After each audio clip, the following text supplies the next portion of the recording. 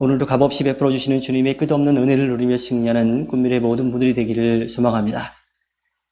주님이 이스라엘 민족에게 이 도피성을 두게 하신 까닭은요, 실수로 사람을 죽인 사람이 복수를 당하지 않도록 하시기 위해서였습니다. 예를 들어 벌목을 하다가 이 도끼날이 도끼 자루에서 빠져가지고 실수로 옆에 있던 친구를 죽이게 되었을 때와 같은 경우이죠. 요즘으로 말하자면 운전을 하는 과정 가운데 조심했음에도 불구하고 사고가 나서 다른 사람의 생명을 앗아가게 되는 그러한 경우인 거죠. 당시에는 그렇게 죽은 사람의 가장 가까운 혈족, 친척이 그 살인을 한 사람에게 복수를 할 수 있는 그런 법이 있었습니다. 그래서 율법에는 눈에는 눈으로, 이에는 이로, 또 생명에는 생명으로 보복하도록 하는 동해복수법이 있었던 거죠. 따라서 도피성이 없다라고 하면 실수로 사람을 죽인 사람도 이 동해복수법에 의해서 그의 생명도 잃어버리게 되는 그러한 상황이었던 거예요. 이 도피성의 제도는요, 언제든지 실수할 수 있는 우리의 부족함과 연약함을 아시는 주님의 긍휼하심의 표현입니다. 이러한 긍휼은요, 살인뿐만 아니라 본질적으로 부족하고 연약해서 언제나 죄에 빠질 위험에 노출되어 있는 우리를 향한 주님의 마음인 거죠.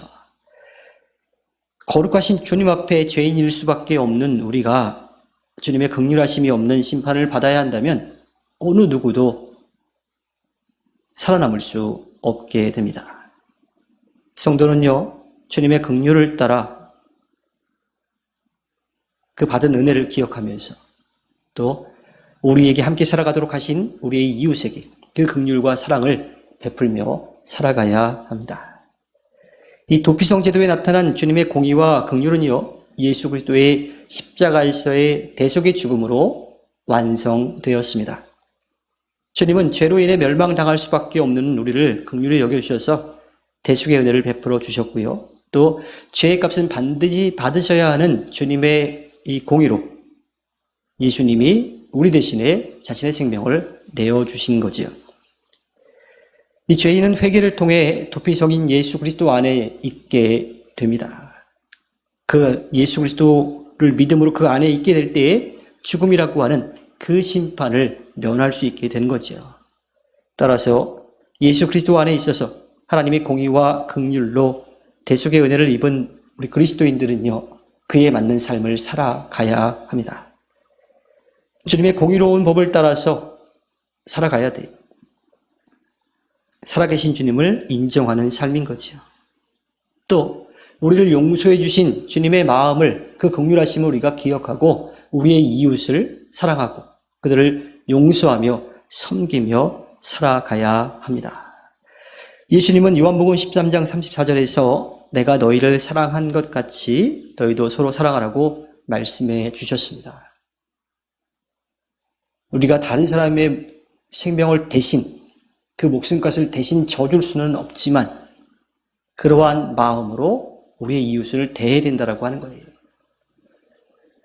생명으로서 우리의 모든 것을 다 용서해 주시고 구원의 은혜를 누리게 해 주신 예수님의 사랑과 은혜를 우리가 받았다라면 우리가 용서하지 못할 일이 없어요.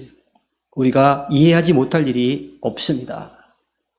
예수님은 그러한 의미로 우리에게 우리를 사랑한 것 같이 서로 사랑하라고 말씀해 주고 계십니다.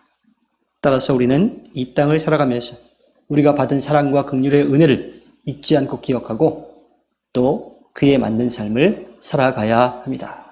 때로는 우리의 마음이 앞서기도 하고 감정이 앞서기도 하지요. 말과 행동이 앞서기도 합니다. 그럴 때 우리가 한 번 더 주님의 사랑과 구원의 은혜를 기억하고 조심하고 또 배려하면서 살아가야 합니다.